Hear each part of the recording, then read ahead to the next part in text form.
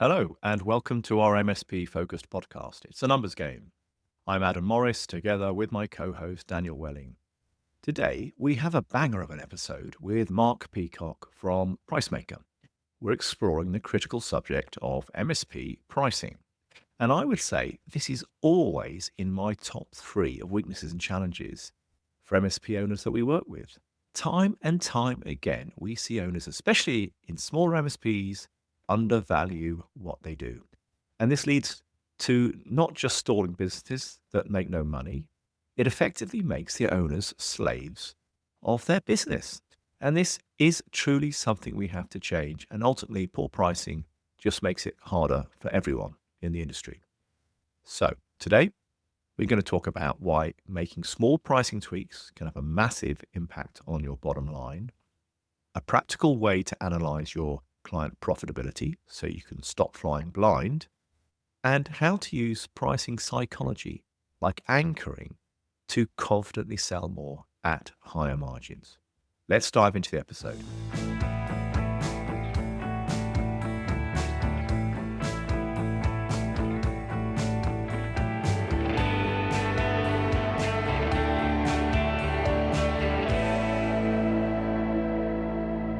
Thanks for joining us today on another episode of It's a Numbers Game. Today I'm joined by my regular co-host Adam. How you doing? Very good indeed. And our special guest today, Mark Peacock. Mark, welcome to the show. Thanks, guys. Great to be here. Looking forward to having a chat. Indeed. And our chosen topic today is very close to Adam and I's heart, probably why we got on so well when we met last year at a CompTIA event, pricing. So, Mark, perhaps you'd like to tell us just a little bit about how you approach this topic. Yeah, sure. So, my name's Mark Peacock. I run a company called Pricemaker, and we help companies improve their pricing. And the reason I focus on pricing is it's one of the last things that business owners, business leaders tend to look at when it comes to how can they grow their business? How can they grow top and bottom line? And the reason I think it's like that is because people are a bit scared of pricing. And what part of my mission is to show business owners, business leaders that actually there are lots of simple things that you can do with your pricing approach that aren't difficult to apply, are really simple, and they make a huge difference to your top line and your bottom line. So breaking down some of those barriers, some of those fears, and showing people some of the helpful and interesting techniques that can be used as part of your pricing strategy. That's what I'm about. And we were just saying, weren't we, Mark, before we pressed record, that we all see this as such a key area, especially in the smaller end of the MSP market.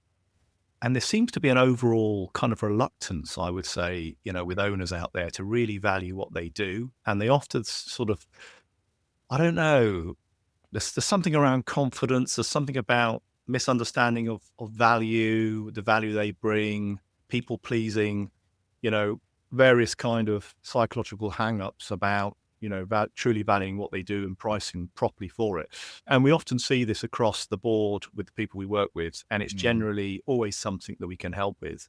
So, I think this is going to be a great show today where we can really dig into some of these factors and some of these techniques.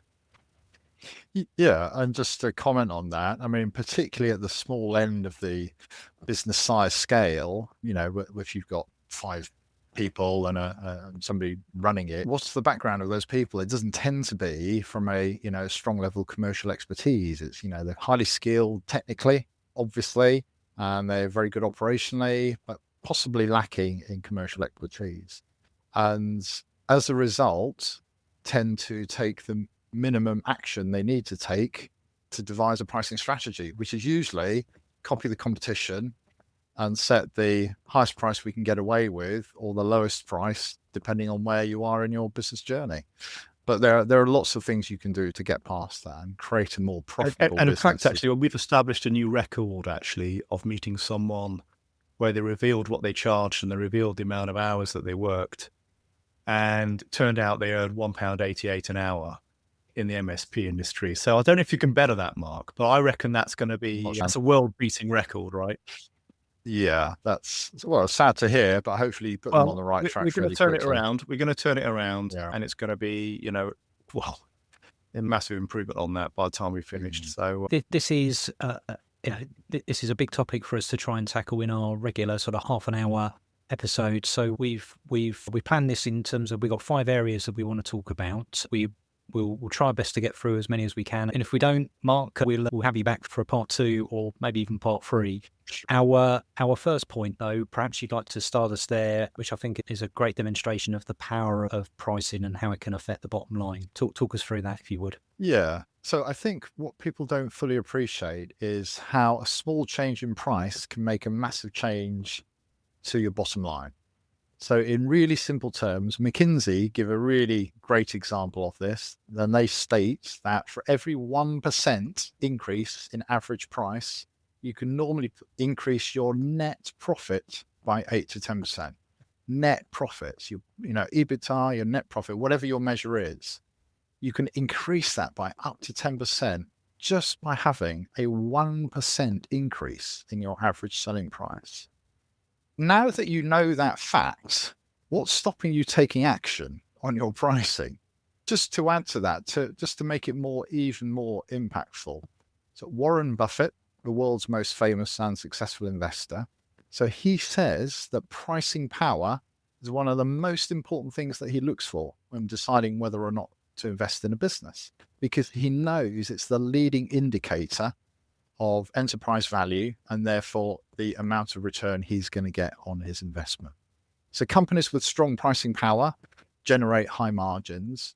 And the message that I want listeners to take from this today is that any business can improve its pricing power and therefore generate higher margins. You've just got to think a bit more smartly and a bit more creatively about how you tackle your pricing. So yeah, don't ignore pricing because it seems scary. Embrace pricing because it's one of the biggest levers that you can pull to increase bottom line growth. yeah, completely agree. And just using that 1% increase, that works, doesn't it? If we translate that onto a £1 million business, 1% is 10K. Yeah, assuming no other costs come in, then that 10K goes to the bottom line. Assuming 100K profit, that's 10%. Exactly. So the numbers are there for you to see. And indeed, if you look at, say, a 5% or a 10% increase on that 1 million, all of a sudden you're now doubling that profit from 100K to 200K. Exactly right. So 100% growth from a 10% increase. So it's absolutely huge. Yeah. And just breaking that down into an even smaller, more manageable number, like if we were going to take an action from today's episode, if you currently charge £50 per user per month, increase the price to £50.50, and you're there. Exactly that. So, I mean, look, there's lots of ways and means which we'll come on to of how to increase prices, but just as a mental exercise to think, it's not difficult to calculate, is it? You're basically just putting a 1 or 2% increase on your current average selling price or on your total revenue. Yeah. And that uplift all falls through to the bottom line because there's no increase in cost. Price is the only lever you can pull that doesn't increase costs. Agreed. And before we move on to the second one, I've got to add, if you don't do this annually with the increases in inflation at a minimum, of course, you're actually reducing your prices every year.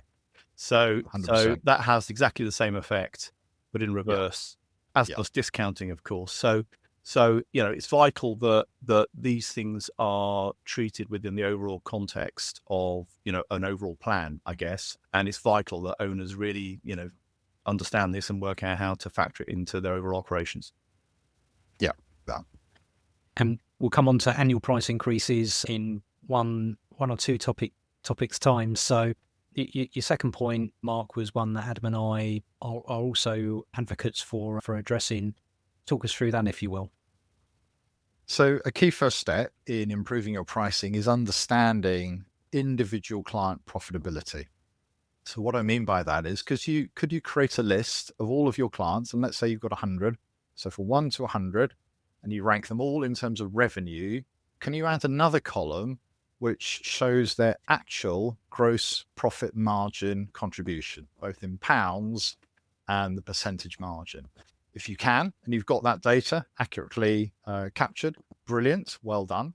because the next step from there is now you can make some sensible decisions about pricing. And the quick analysis that I encourage any business owner to do when you've got that data is just to plot all of those clients on a bar chart with highest on the left and lowest on the right.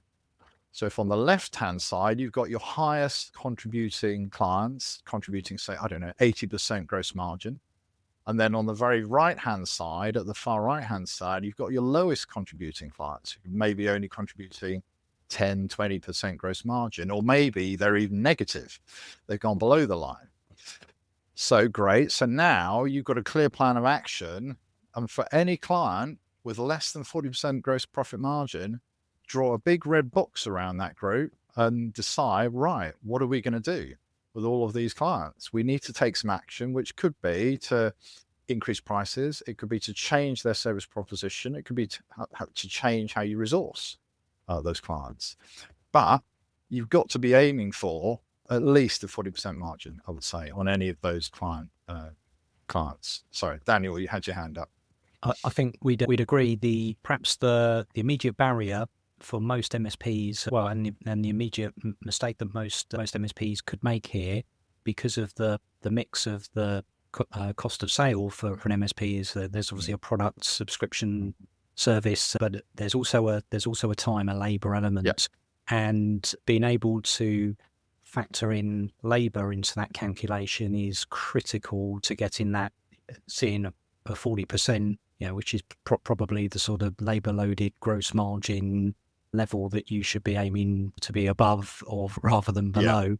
But that's the key thing. And even if you don't know your exact labor cost, it's better to put an assumption in there rather than not. Exactly that. So on your cost of sale, your Microsoft licenses and all of that, you should know those numbers fairly clearly. For labor, if it's in-house, a simple rule of thumb, just take the total employment cost, the annual salary plus all of the additional employment costs, pension, etc. Divide by 250, number of working days. So that gives you a cost per day, and then apply a utilization rate. So if they're only working 80% of the time, then you divide that number by 80%. So it raises the effective cost per day. And then you've got a number, right? And it's £200 a day or whatever the number is, and you can divide that into hours and so on. So it can be as simple as that, right? But if you're not doing that, you're not even trying to understand client profitability. But a simple assumption like that can really take you a big step forward to give you a rough idea about what your profitability by client looks like.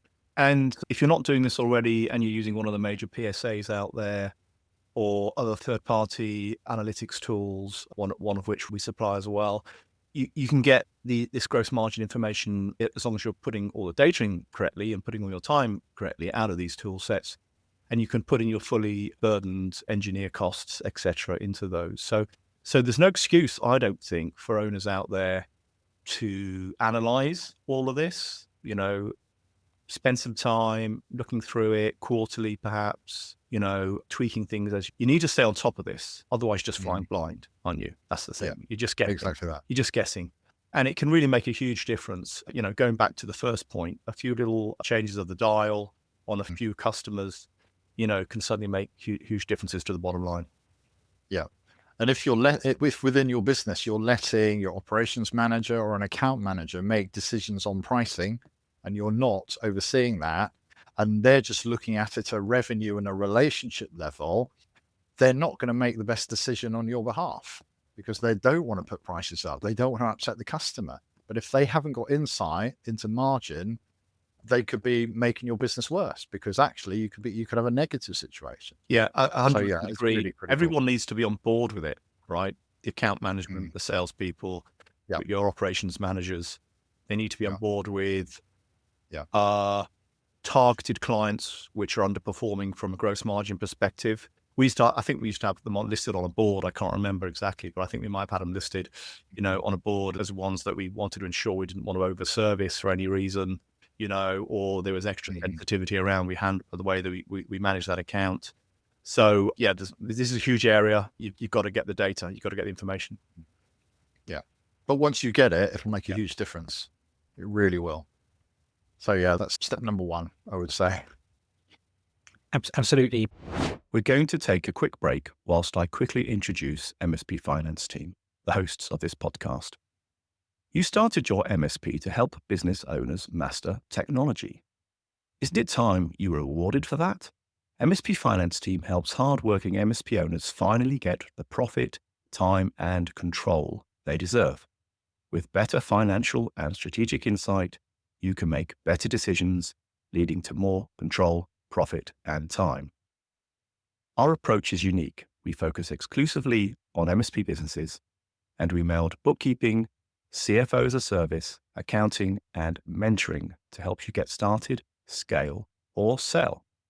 We bring you the freedom to focus on what's important, whether it's growing your business strategically or enjoying spontaneous moments with your family.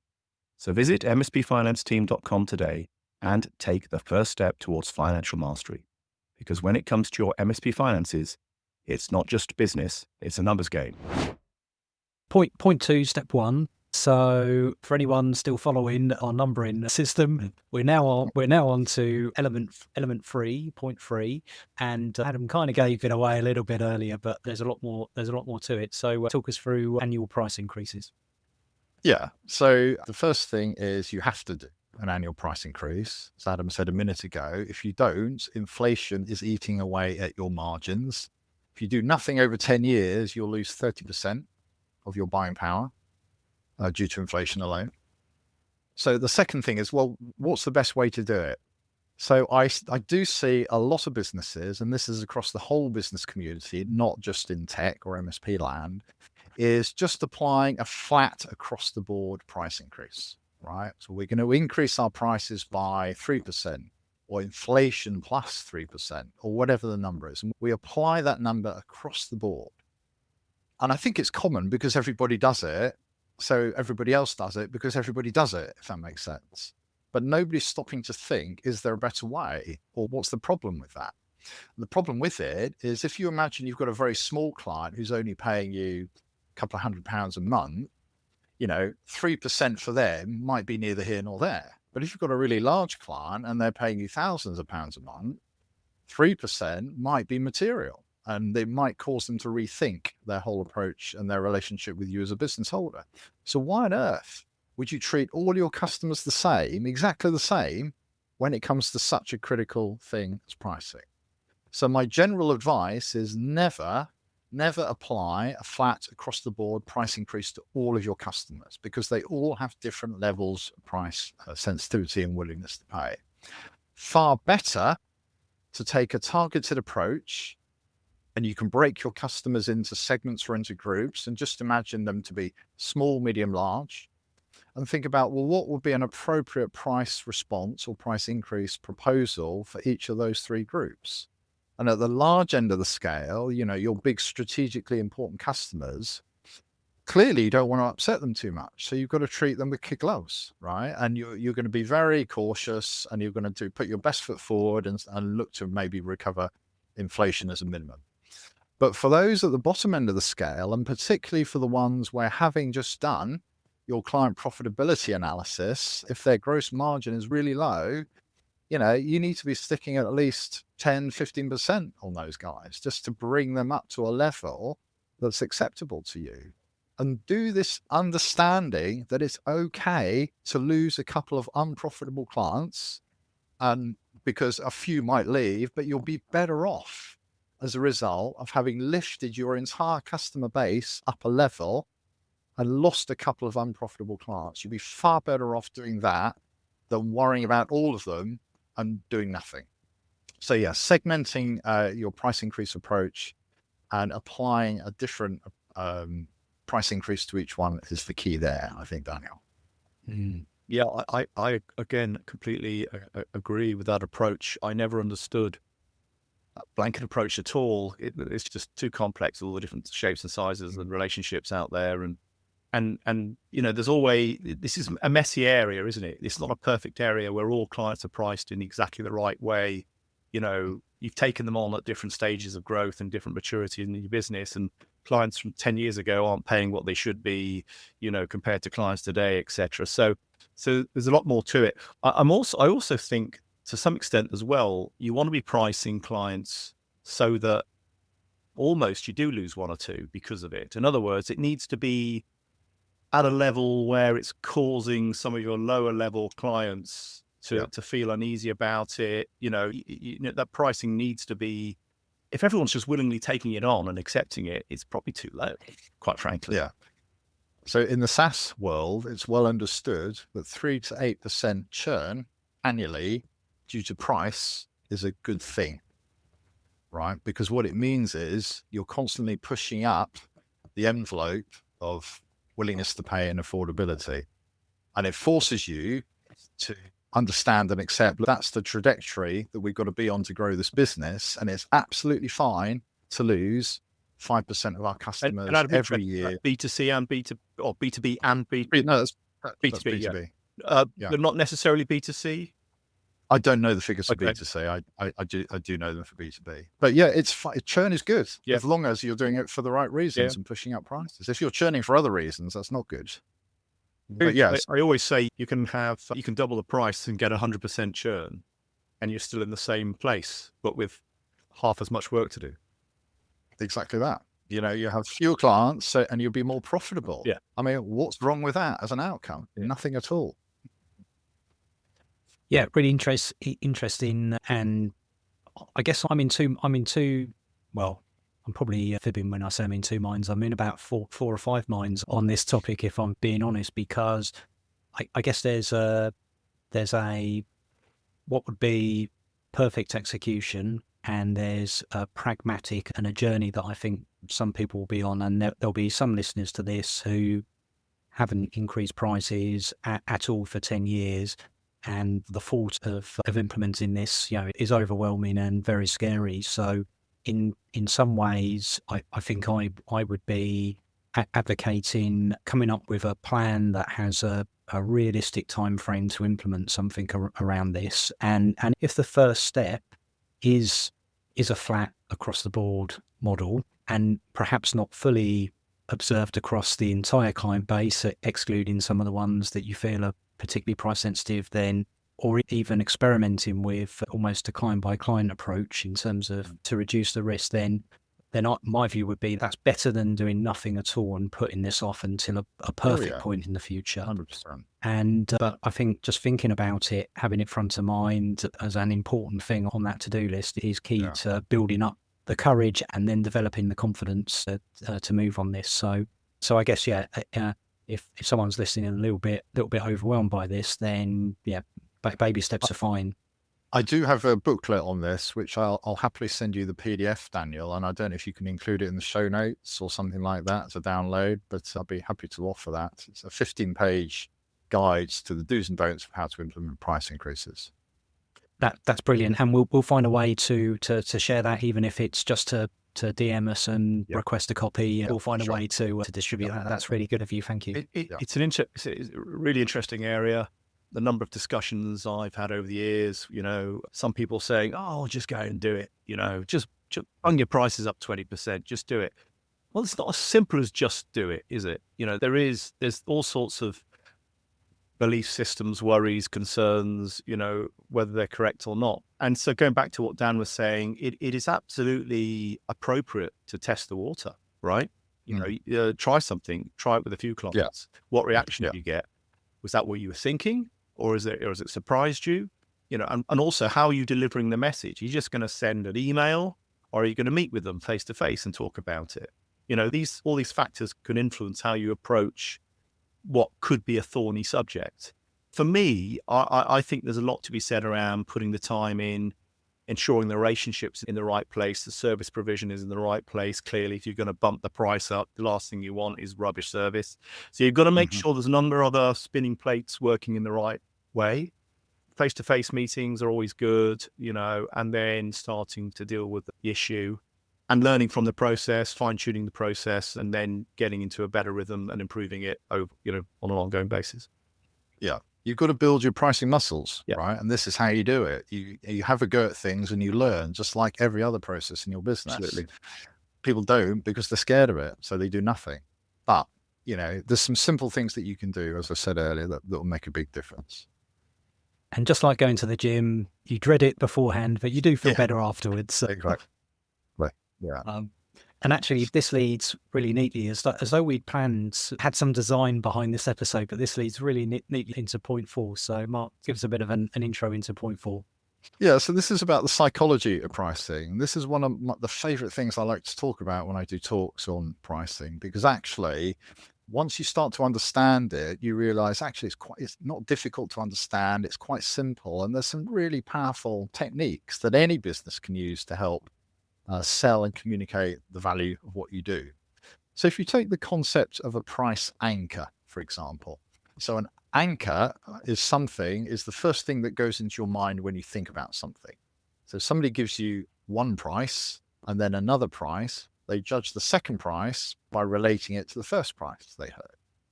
So what does that tell us? Well, we can use price anchors in a number of ways that help subtly influence our buyers' expectations of value and quality.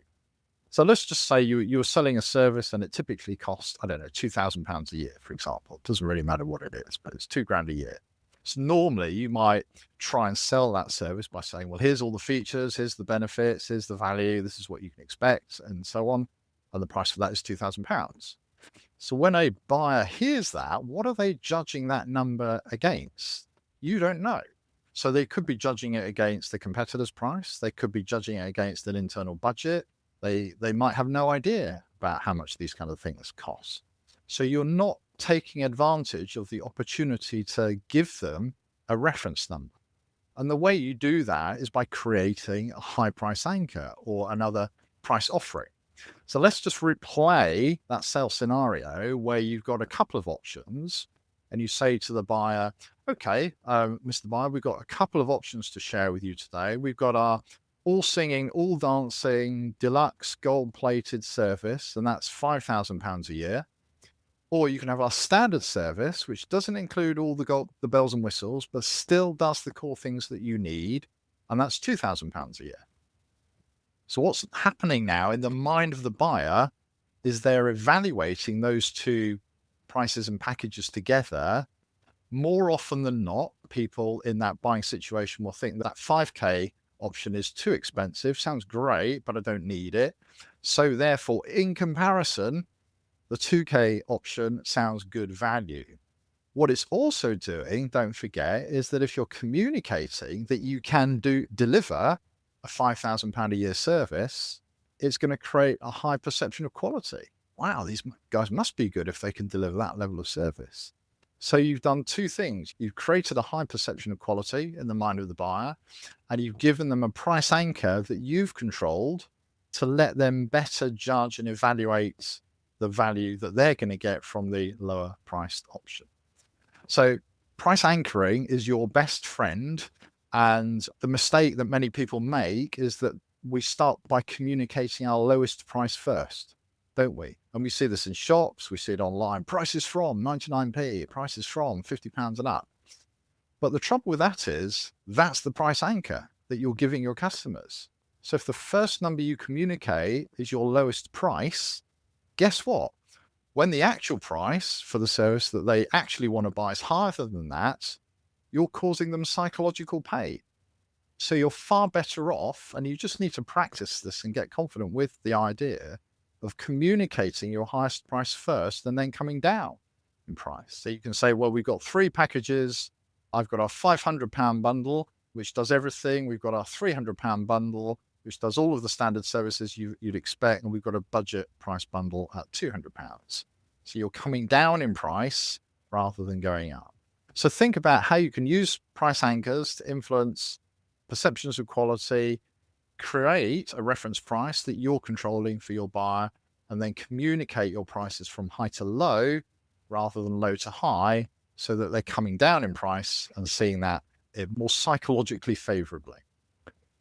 Could you help us explain how to handle the scenario where you have an initial discovery call with a prospect on the telephone, and you're trying to weigh each other up, and you're trying to work out, are they a fit or not? And, are you going to be able to move them along to a meeting? And they say roughly what your services cost. And the inclination is to go low, perhaps. My inclination, what used to be to go low, because you don't want to, at this stage, reject the opportunity, because you want to have a meeting face to face where you can talk about all the value of what you do. Yeah. And, they don't necessarily understand what that is at this stage. So there's that kind of, how do you kind of choreograph that? At the same time, in doing so, of course, you're going in the opposite direction to anchoring. In fact, you're anchoring a low figure. Oh, it's probably only £500. Oh, I don't know. Maybe it's £1,000, And of course, reality is it's £2,000 or something like that. So this, I think this is a really key area. I think it's really important and really often overlooked. So what would your approach be in that situation? Yeah. So firstly, you need to have a really good idea of what the typical spend range is for a small, medium or large client, right? And then you're going to tailor your answer depending on how, and based on the sales interview that you're having, you need to pick up on some clues to tell you roughly whether they're a small, medium or large size client. Once you've understood that and you think, okay, well, I think they're a medium client, so they could be in the market for, fees between, £5,000 to £10,000, for example. Now, the temptation is to say, well, fees start at, X per user, and then you just multiply everything up from there. A better approach is to say, well, for clients like you, for businesses like yours, we typically charge fees in the range of X to Y. Okay. So you're giving a fairly wide range. Now that range could be from £5,000 to £10,000 a year, or whatever the numbers are. Even better, to build on the language that I just previously used, would be to say, for clients like you, our premium clients are paying £10,000 and our standard clients are paying £5,000. So you're communicating the highest priced first. That will be best practice in that kind of response handling situation. So again, not being afraid of communicating that really high number first. And some people might react slightly to that, but you do that with confidence because you've got some cheaper numbers to come next. You've got low end of the range to talk about, or you've got a series of bundles or packages to talk about. So that's how I would deal with that situation there, Adam. And again, it's a training process, isn't it? It's the pricing muscle. Yeah. It's just getting to the habit of presenting your pricing in that way. Yeah, exactly that. Yeah.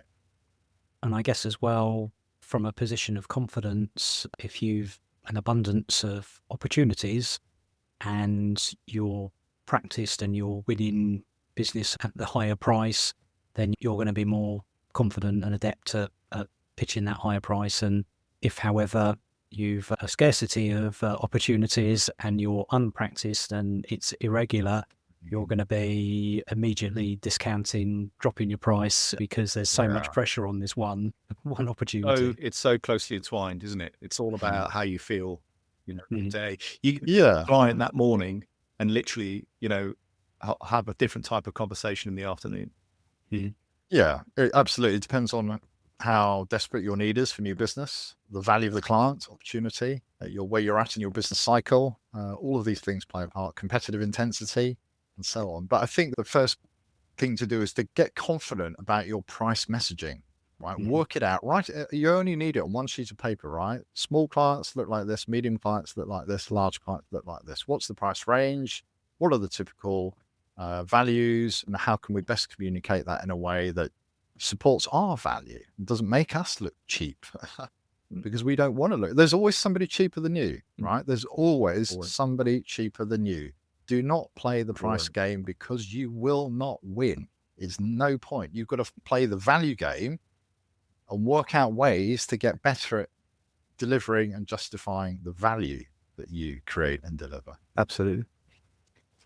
I've got so many more questions, even on this point alone, before we even get to the fifth point. We're out of time, though, and therefore, as we suspected, we are going to have to invite you back for another episode. And I'm sure I'll have thought of even more questions by then.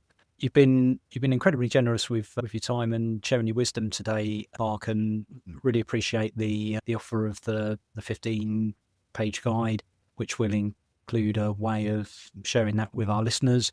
If anyone wants to carry on the conversation, how best should they get in touch with you? Just find me on LinkedIn. So Mark Peacock /Pricemaker. send me a message, and happy to have a chat with anybody who's got any pricing questions.